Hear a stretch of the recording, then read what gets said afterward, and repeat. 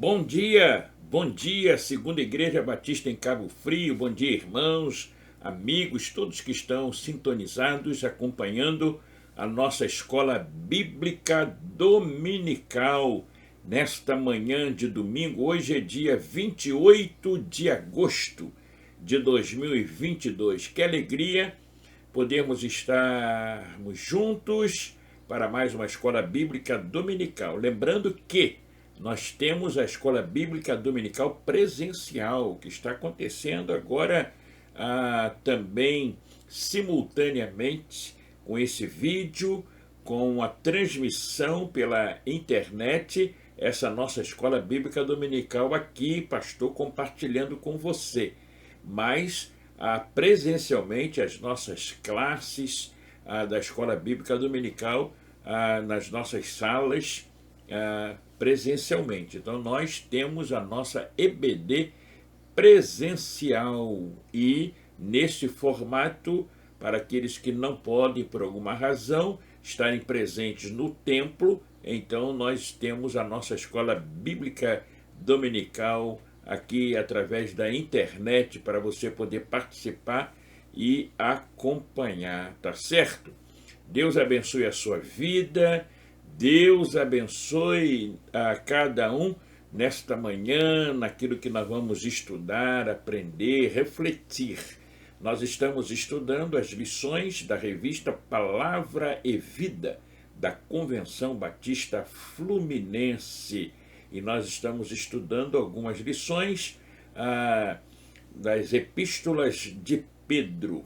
E hoje, mais uma vez, também vamos estar lendo, estudando a palavra de Deus, a palavra do Senhor. E hoje, irmãos amados, a nossa lição fala sobre a verdade no relacionamento conjugal. Olha, esta lição aí preciosa, reflexiva, esta lição que serve para todos nós, é a Bíblia, é a palavra de Deus, é a palavra do Senhor, e nós vamos estar então refletindo, pensando, considerando aquilo que o escritor expôs na sua revista, né, naquilo que ele escreveu para compartilhar com o povo de Deus. E hoje, 1 Pedro, capítulo 3, os versos de 1 a 7.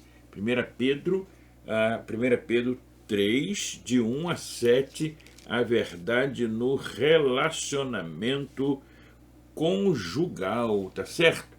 No relacionamento conjugal é o que nos diz então a palavra de Deus, a palavra do Senhor, e o texto bíblico é esse. O escritor ele começa dizendo então que relacionamentos sadios são aqueles em que os envolvidos agem de forma harmoniosa, né? E com respeito, com autonomia, com carinho, atenção, e com doses então de equilíbrio, né? Então ele fala sobre esta vertente. E aí, o primeiro aspecto da nossa lição que o escritor ele quer compartilhar é um texto, de certa forma, eu poderia dizer intrigante, né? Porque é um texto que muitas vezes não é muito bem compreendido, né? Não é muito bem aceito, né? Porque ele começa logo no primeiro verso do capítulo 3, mulheres, sede sujeitas aos seus próprios maridos, para que também, se alguns não obedecem à palavra, pelo porte de suas mulheres sejam ganhos sem palavra. Então, é um texto que, mal compreendido, é um texto que, se não for bem compreendido, realmente tem trazido tristeza. Algumas esposas não gostam nem de ouvir a citação desse texto, mas exatamente porque o texto muitas vezes não é bem colocado, não é muito bem exposto, não é muito bem esclarecido esse texto, e precisa ficar muito bem claro. E o escritor ele é fenomenal, podemos assim dizer, quando ele apresenta esse texto, que é um correlato também com aquilo que Paulo também escreveu lá em Efésios, no capítulo 5, nos versos 22 e 23. E então a grande dificuldade, né, está exatamente no fato de que há uma leitura parcial do texto. Isso é um perigo.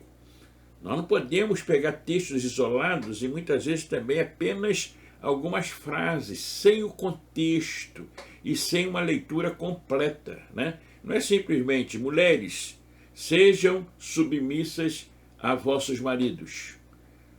Não pode ser apenas uma leitura parcial. Tem que ser uma leitura completa daquilo que, na verdade, o texto diz e apresenta, conforme o pastor aqui leu o versículo todo, né? O versículo todo. Então, é importante a gente ter esta noção. Vós, maridos, tratem também suas mulheres com honra. Então, o que o texto está apresentando? O texto está apresentando no relacionamento conjugal, o texto está apresentando um aspecto em que possa ser considerado o equilíbrio no relacionamento. Não é simplesmente um aspecto, não é simplesmente focar em algo, não é simplesmente colocar um peso sobre um cônjuge, mas é um equilíbrio, e o texto mostra sobre isso. Porque quando o texto fala sobre as mulheres serem submissas aos maridos, diz o porquê, diz a razão, diz o motivo, diz a finalidade, mas também apresenta como um equilíbrio, né? As mulheres sejam submissas, sujeitas, e também os maridos, o quê? Tratem suas mulheres com honra, diz o texto. E Paulo também diz isso, né? Assim como Paulo menciona lá em Efésios a questão de sejam sujeitas, submissas, mas logo em seguida ele diz: maridos devem amar também o quê? As suas mulheres, as suas esposas, né? Então, se houver uma má vontade de enxergar e de compreender e de ter a noção geral, completa, objetiva do texto, realmente pode trazer assim alguma confusão, alguma dificuldade, né, nesse relacionamento, se não houver então a compreensão necessária, importante também. O texto, o escritor fala sobre isso, ele chega a mencionar, o texto não está dizendo aqui uma guerra dos sexos. Não induz a uma chamada guerra dos sexos, mas induz e ensina um equilíbrio bíblico. Aí ele chega a mencionar aqui, interessante, ele diz assim: mulher feminina, sim. Mulher feminista, não. Homem macho, sim. Mas machista, jamais. Jamais. Então, como é que é importante a gente perceber e seguir aquilo que a palavra orienta, aquilo que a palavra diz, aquilo que a palavra relata, e não aquilo que a sociedade e o mundo apresenta. A filosofia do mundo para as mulheres é de serem feministas. A palavra de Deus ensina para as mulheres serem femininas. A palavra de Deus ensina para os homens serem homens de fato, de verdade. Mas o mundo ensina o machismo. Então há uma diferença que precisa ser compreendida, entendida à luz da palavra de Deus, da palavra do Senhor. A segunda coisa que o escritor apresenta nos versos ainda de 1 a 6, responsabilidades da esposa na construção de um casamento saudável. o apóstolo Pedro, ele apresenta 3 motivos pelos quais uma esposa cristã deve ser submissa. Então, não é uma submissão cega, não é uma submissão sem um objetivo, não. Não é uma submissão escravizante, não. Não é uma submissão por imposição do homem, não. É uma submissão por orientação divina, porque tem um objetivo, tem uma finalidade, e ela precisa ser compreendida, né? Então Pedro apresenta pelo menos 3 motivos pelos quais a esposa cristã deve ser submissa ao marido, mesmo, diz o escritor, quando este não é um cristão. Primeiro, a submissão, primeira razão da esposa ser submissa, primeira razão, é uma ordem de Deus. Então não precisa questionar, já parte daí, é uma ordem de Deus, mas nós somos seletistas naquilo que muitas vezes Deus ordena, né? Aquilo que Deus ordena e que me é agradável, que é bom, que eu abraço, que eu concordo, a gente aplaude, e a gente exalta, e a gente prega, e a gente ensina, e a gente fala, e a gente cobra sobre esta ordem de Deus. Mas quando é uma ordem de Deus que muitas vezes contraria nossos pensamentos, nossas vontades, nossas atitudes, nossas escolhas, aí começamos a questionar esta ordem de Deus. A submissão é o imperativo do Senhor, não é uma escolha, não é uma opção, não é uma possibilidade. É Deus dizendo de maneira imperativa, Deus recomendando, falando, é uma ordem de Deus. Então, a primeira razão, primeiro motivo pelo qual a esposa cristã deve ser submissa é exatamente esta primeira razão, uma ordem de Deus. Em sua sabedoria, o Senhor estabeleceu a melhor arrumação para um casamento ser abençoado. São palavras ditas e escritas pelo escritor, o pastor Ronaldo. Então, o que diz? O Senhor estabeleceu a melhor arrumação para um casamento ser abençoado. A submissão não é uma estratificação de autoridade, nem de valor para diminuir a esposa, a mulher, em relação ao homem. Não. É verdade repetida que assim, muitas vezes, as pessoas pensam, né? As pessoas ficam imaginando essa questão, né? Mas não é verdade, né? A Bíblia diz que nós somos cordeiros do dom da graça. Homem e mulher foram feitos pelo mesmo Criador, né? Então, o domínio sobre a criação foi dado ao casal, lá em Gênesis capítulo 1, versículo 28. E em Jesus, os cônjuges cristãos são um, conforme diz lá em Gálatas 3, 28. Em segundo lugar, a submissão é uma oportunidade. Também tem esse aspecto para ser dito, falado e considerado, né? É uma oportunidade também a submissão. Que oportunidade é esta? O texto diz, é a oportunidade de conquistar o marido não crente. Preste atenção nisso.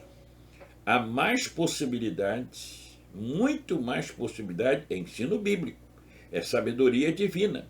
Há mais possibilidade de você conquistar um marido não crente, de você levar o marido não crente aos pés de Jesus, através da sua atitude sábia de submissão ao esposo, ao marido.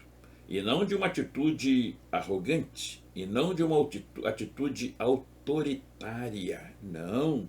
Não de uma atitude de proeminência no relacionamento conjugal, não.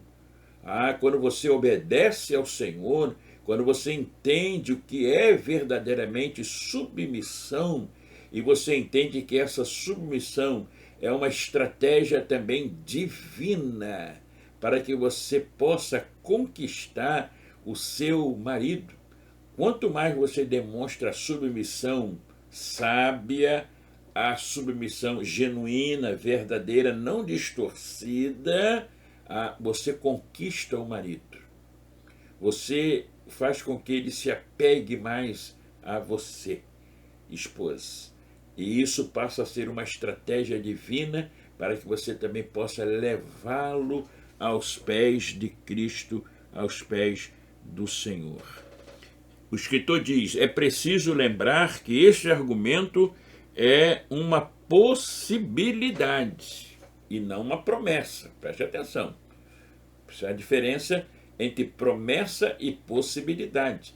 Deus não está dizendo que você, sendo submissa, você vai ganhar o marido para Cristo. Não é isso, não é uma promessa, mas uma possibilidade como estratégia, tá certo? De que a submissão facilita a compreensão do esposo a respeito das coisas de Deus, porque torna um relacionamento mais adequado, mais saudável, ok? Ok? Então, a palavra sobre esse aspecto, né? A esposa poderá ganhar o seu esposo para Cristo pelo seu caráter, pelas suas atitudes, pela compreensão, pelo amor, pela bondade, pela paciência, ok? Em terceiro lugar, a submissão é um adorno na vida da mulher. A mulher gosta de adornos, né? A mulher gosta de brincos, de colares, pulseiras, gosta do adorno de modo geral, tá certo? E o texto bíblico, o escritor menciona que a submissão é um adorno da mulher, na vida da mulher. O texto fala sobre isso, né? O enfeite delas não seja o exterior, o adorno não seja aquilo que é colocado no cabelo, né? E nem o penteado, nem o uso de joias, né? Mas o adorno seja a compostura, e nem na compostura de vestidos, né? Diz o texto sagrado, mas uma vida de santidade, de pureza. A palavra adorno que é usado aqui, e o escritor menciona, e é verdade, é a palavra cosmos. A palavra cosmos significa mundo, né? O mundo belo, né? Então está se referindo às coisas lindas, belas, maravilhosas, criadas pelo Senhor. É o universo, né? Que pode ser traduzida a palavra também como ornamento, decoração, adorno. Então há uma advertência às esposas cristãs de não se dedicarem toda a sua atenção, exclusividade aos enfeites exteriores. Não está dizendo que não possa, não é isso. Mas a prioridade não é o exterior, mas a prioridade é o interior, aquilo que faz parte do caráter, da vida, da verdade, aquilo que faz parte do interior, do caráter, na vida da pessoa, né? Então não significa, é claro, que não pode acompanhar a moda, né? Isso, não pode usar os adornos, essas questões que já bem esclarecida e sabida por todos nós, essa possibilidade, é claro, a Bíblia não está excluindo isso, mas a Bíblia está chamando a atenção para quando as coisas exteriores sobrepõem as coisas interiores, quando a valorização maior são as coisas que são vistas apenas pelos olhos físicos, né?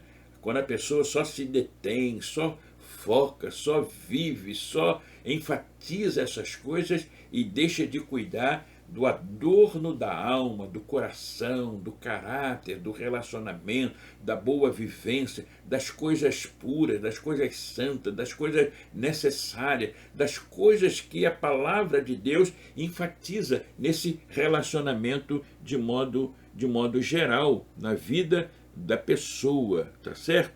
Então, não há nada proibitivo, né? Mas é preciso saber até que ponto está se investindo, até que ponto está se falando, até que ponto está se dedicando. Terceiro aspecto da nossa lição de hoje está no versículo 7. Igualmente, aí olha só, igualmente, maridos, coabitai com a esposa com entendimento, dando honra à mulher como vaso mais frágil, como sendo vós os seus coherdeiros da graça da vida, para que não sejam impedidas as vossas orações. Então, olha o equilíbrio. Então, as esposas não precisam ficar tristes, chateadas, magoadas, quando se ouve dizer sobre a submissão, porque é um equilíbrio. Assim como a Bíblia ensina sobre a submissão, já dita aqui várias vezes, a palavra de Deus fala da responsabilidade do marido na construção de um casamento saudável. Aos maridos, o apóstolo faz algumas exortações de caráter muito sério que todos os esposos precisam considerar. Primeiro, ele exorta os esposos a serem sábios no relacionamento. Nós vivemos num mundo desprovido de sabedoria. E agora o texto diz que os esposos precisam coabitar, habitar com elas, viver com as esposas, mas com sabedoria no relacionamento.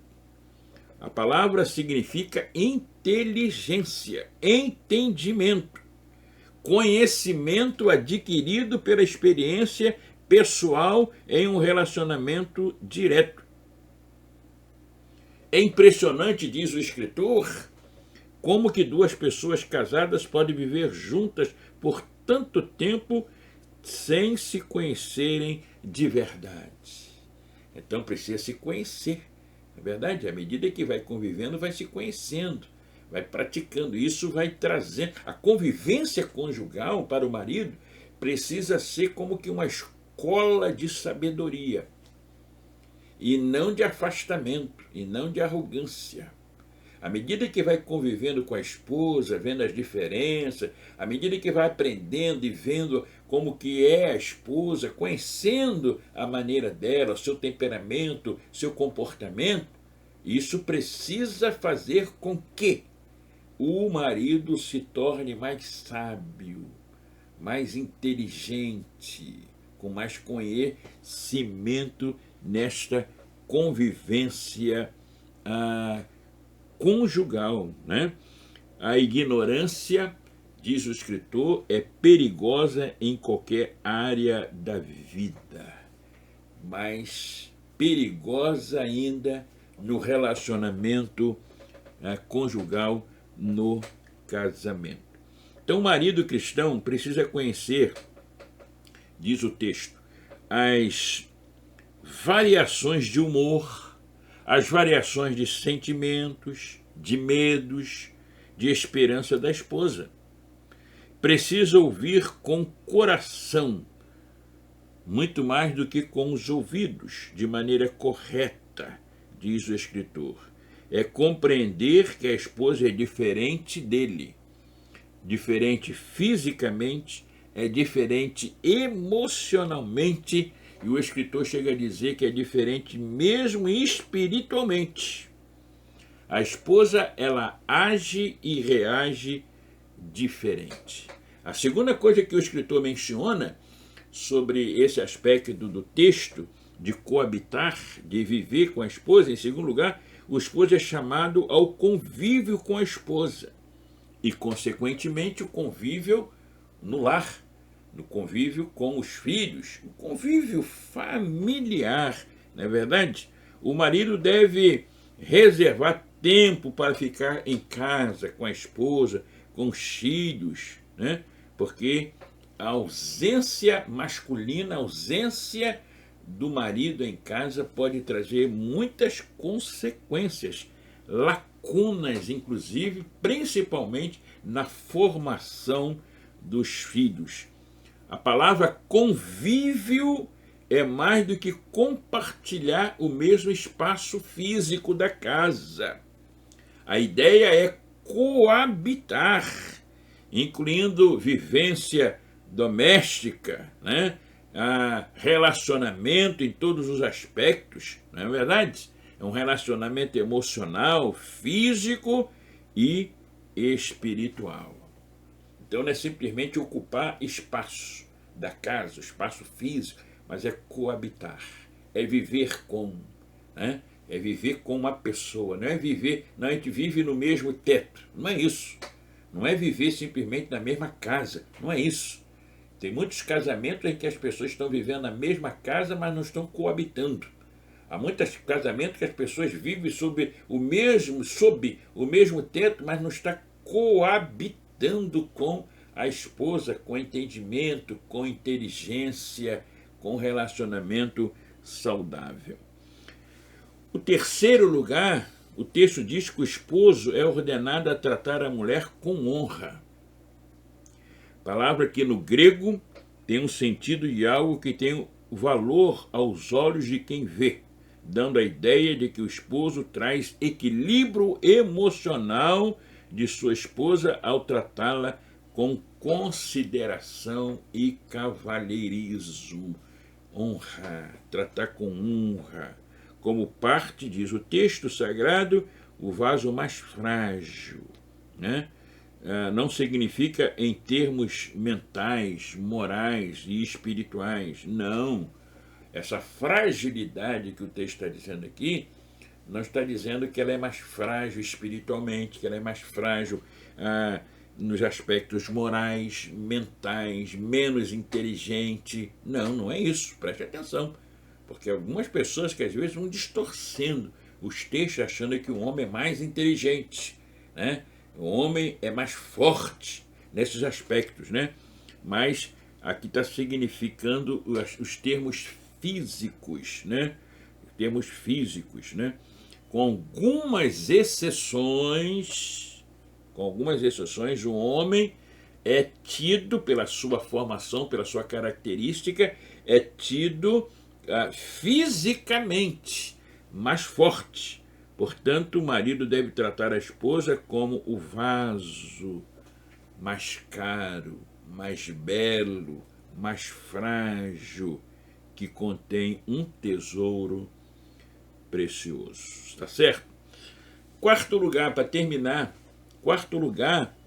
o esposo precisa ser um líder espiritual do lar, o que infelizmente muito se esquece desse aspecto, né?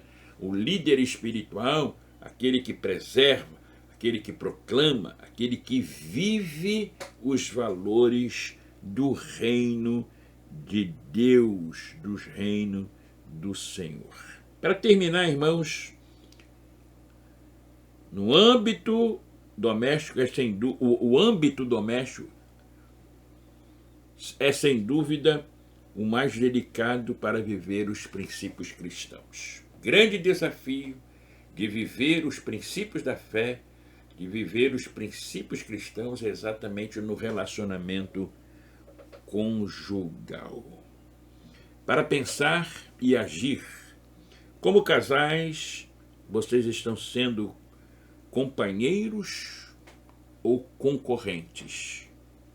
Companheiros ou concorrentes? Lembre-se de que somos exemplos para os nossos filhos. Deus nos abençoe nesta manhã de domingo. Deus abençoe a sua vida. Deus abençoe as famílias. Deus abençoe os maridos, as esposas. Deus abençoe os filhos. Deus abençoe a todos nós e nos ajude a cada dia a estarmos com os nossos ouvidos aguçados para os ensinamentos da palavra e avançarmos a cada dia. Não existe família perfeita.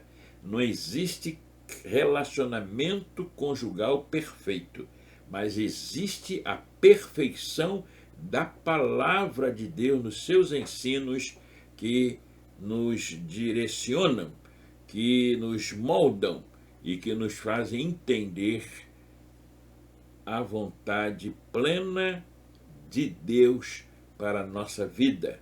Que possamos cultivar a cada tempo, a cada momento, os ensinos da palavra e pedindo a Deus que a sua graça esteja cada dia em nós para nos moldar, para nos fazer entender, para nos ajudar na nossa vida familiar. Deus nos abençoe, fique sintonizado, porque daqui a pouquinho mais, no ar, diretamente do templo, do santuário da Segunda Igreja Batista em Cabo Frio, o culto presencial, músicas, orações e a palavra de Deus, a palavra do Senhor, que nesta manhã será compartilhada com você através do Wanderson Garcia, vai estar compartilhando a palavra de Deus. Que Deus nos abençoe nessa escola bíblica dominical e que nos abençoe a seguir também no culto. Amém.